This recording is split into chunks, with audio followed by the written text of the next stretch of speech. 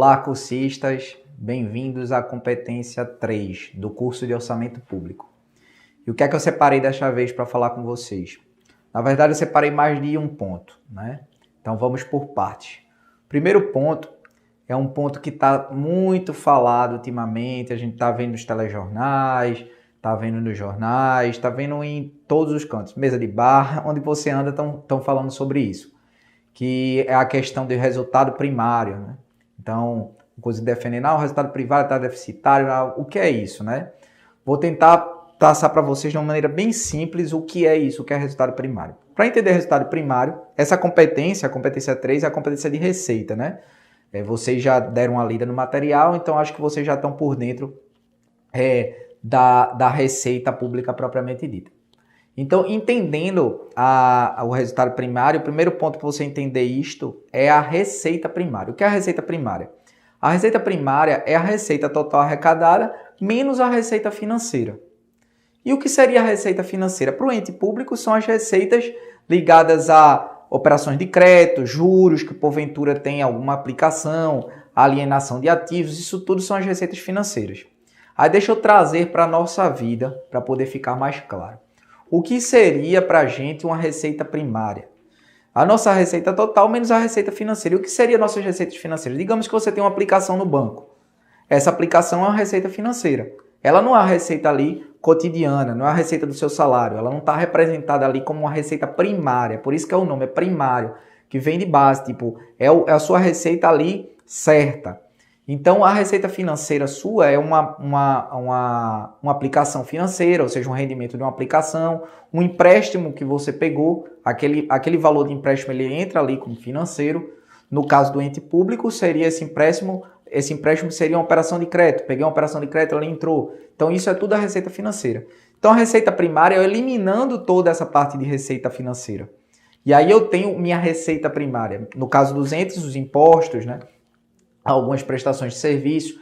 Então, são arrecadações que estão à parte desta receita financeira, certo? Então, ficou claro, receita primária é isso, eu elimino a parte financeira. No caso, a despesa primária, para a gente poder fazer esse paralelo, a despesa primária é eu também eliminar essa minha despesa financeira. Trazendo para o seu dia a dia, o que seria sua despesa primária? Seria o pagamento de juros que você fez para um financiamento, né? Então você financiou seu apartamento, você está lá pagando a amortização e os juros daquele financiamento. Isso tudo é despesa primária. No caso do ente também, ele pegou um empréstimo, ele está tendo que pagar aquela amortização, aqueles juros daquela operação de crédito. Então, a eliminação desta despesa financeira, pegando a despesa total, eliminando essa despesa financeira, eu tenho a despesa primária. E o confronto dessa receita primária com a despesa primária é o meu resultado primário. E é isto que eu tenho que me preocupar. Agora, uma informação importante. Eu não posso fazer disto um controle único, como se só existisse isso, como se eu não pudesse fazer nada, nenhum investimento além disso. Como agente, um ente público, então trazendo para o nosso dia a dia, às vezes você tem a necessidade de pegar um empréstimo para poder financiar o seu apartamento, né? Fazer um financiamento, financiar seu apartamento, ou pegar um empréstimo para um determinado planejamento específico. Do mesmo jeito, o ente público, às vezes, tem necessidade de utilizar um capital terceiro, porque naquele determinado momento, num ambiente de crise ou uma arrecadação mais baixa, ele precisa manter aqueles investimentos deles constantes. Investimento, e aí entenda investimento como qualquer política pública, não investimento obra propriamente dita, mas qualquer investimento de recursos, né? Investimento que eu estou falando agora é aqui a aplicação de recursos, né? Então, a aplicação de recursos em determinadas demandas. Então, eu não posso me apegar só a esse resultado para guiar todo o planejamento governamental. É importante eu entender, porque isso tem que estar no radar, mas eu quis trazer isso claramente para vocês entenderem o que é realmente resultado primário. Então, relembrando, eu pego minha receita primária menos a minha despesa primária, que é eliminando a parte financeira, a parte não primária, vamos chamar assim, e aí eu tenho esse resultado primário.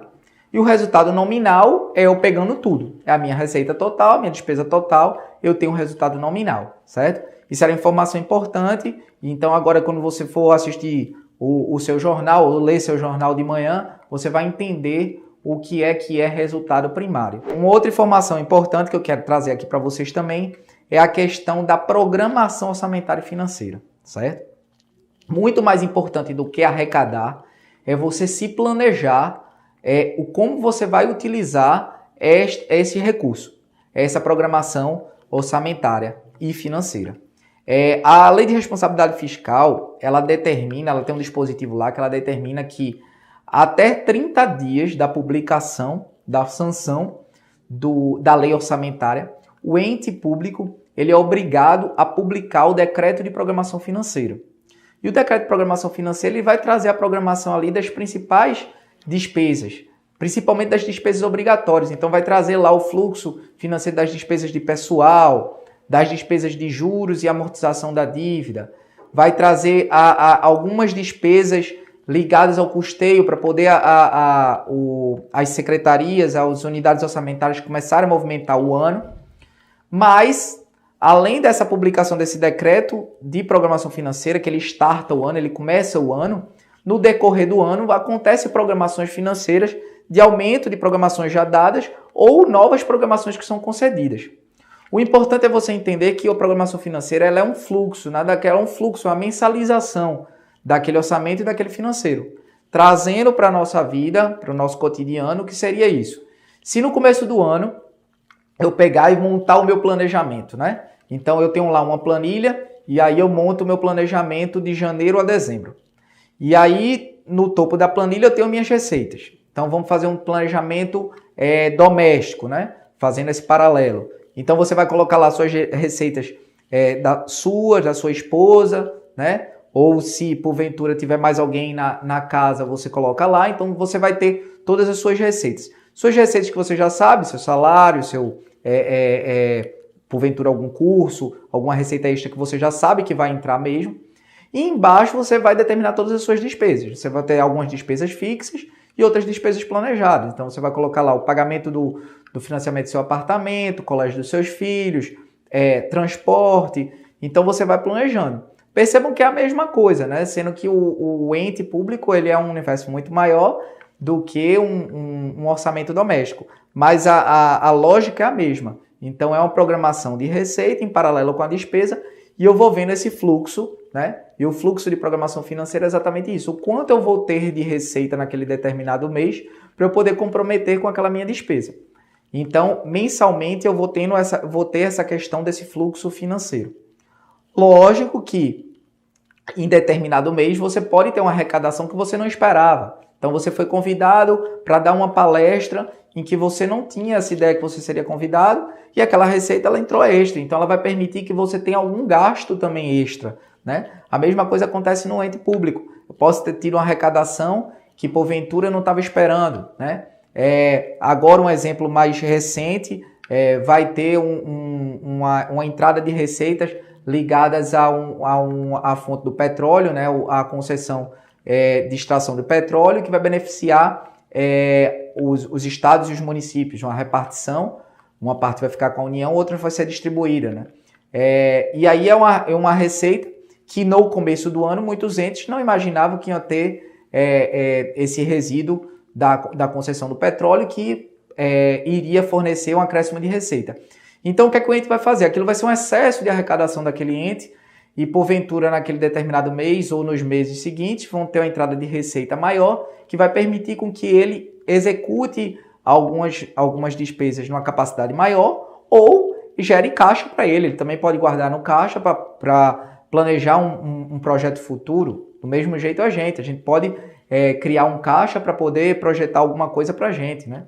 Uma reforma ou um investimento em educação, é a mesma lógica. Mas o que eu queria que vocês guardassem é a importância desse fluxo financeiro e o paralelo dele ao longo dos meses, né? Não é um fluxo estático, ele é dinâmico. À medida que vai acontecendo, ele vai sendo movimentado.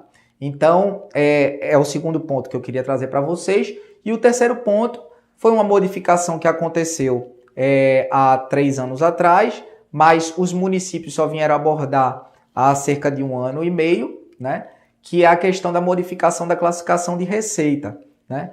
existia uma forma de classificação de receita, a STN modificou essa forma, eu coloquei no material bem detalhado, bem destrinchado. Quem teve a oportunidade de dar uma estudada no material viu que eu coloquei imagens, coloquei de uma maneira bem clara, mas o que eu quero trazer para vocês é que de tempos em tempos é importante, principalmente quem trabalha com essa área, tá dando uma olhada no regulamento da STN, vendo as modificações. Por quê?